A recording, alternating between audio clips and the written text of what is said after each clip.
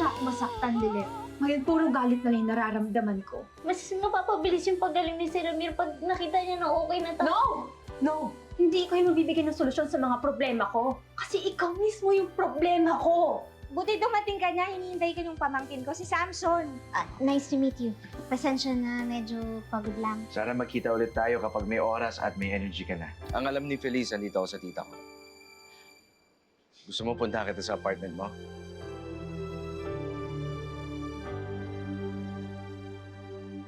Akin ba talaga lahat ng to? Dati ang sarap isipin na pwede kong baguhin ang mundo. Eh, hindi ko nga mabagong sarili kong buhay eh. Masyado kang ambisyosa, Lilet. Pa-hero, pa-bida. Ikaw yata yung binago ng mundo eh.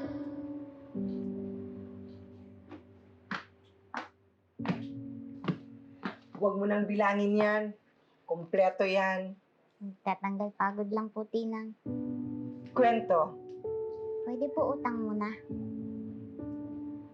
Okay lang. Ramdam ko yung pagod mo. Sige. Secret na lang muna yung kwento mo.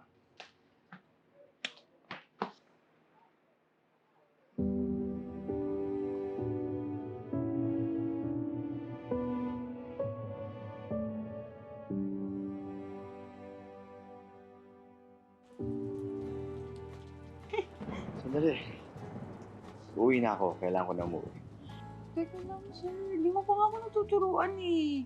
Tsaka di ba parehas nakaliwain pa ako? Ka kasi nakikinig sa akin eh. Sumabay ka lang kasi. O, last na to ha. 1 and 2. Okay? 1. 2. Plus. Okay. 4. Diba? O, atras. Okay, atras. Sumabay ka, sabay. It's okay.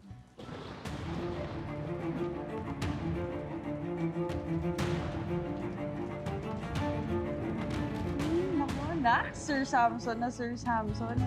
Yung sir, sayang hindi kita naging i-teacher. Hindi ang sinasabi.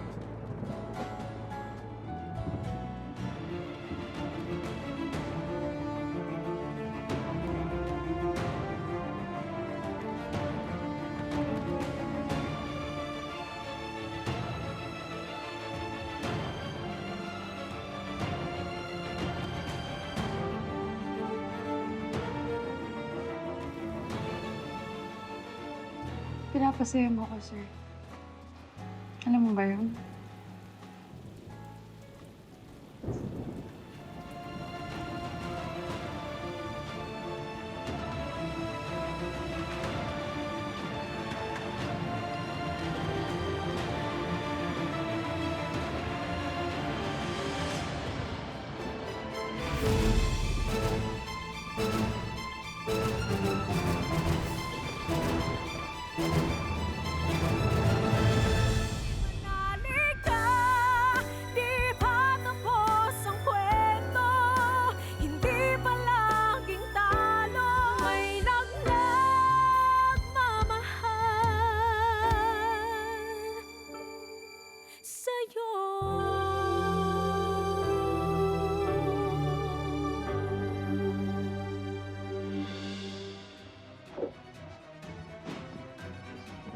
Samson?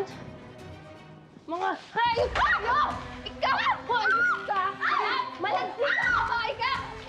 Ikaw! Ha? Ikaw! Ano? Mga manluloko kayo! Wala kang kwentang babae! Ano? Ha? Wala kang kwentang babae! Huwag mo ako hawakan! Mga manluloko kayo! Ididemand ako kayo! Wala kayong mga kwenta! Ididemand ako kayo! Hayop ka! Tama na! Bitawan ako! Tama na! Tama na, mahal. Tama na! Huwag mo akong matawag-tawag na mahal, ha? Huwag mo akong matawag-tawag na mahal! Ano, ha? Masarap pa makatikim ng bata, kaya binabalik-balikan mo? At ikaw! Ikaw, ha? Ikaw, makinig ka sa akin, hayop ka! Ha? Ikaw! Tama na. Kasing tamis ba ng pastillas na binibenta natin yung labi ng asawa ko, ha? Ma'am, sorry po talaga. Ha? Tama na! Anong tama na?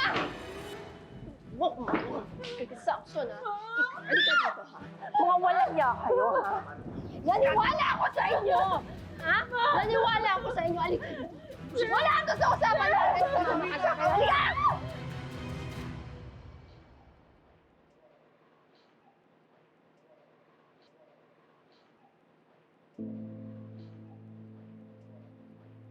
Hindi ko yung magbibigay ng solusyon sa mga problema ko. Kasi ikaw mismo yung problema ko. Newsflash! Hindi ka Diyos. Walang Diyos na bobo. Paalala lang, Lilith, we made you. You're nothing without us.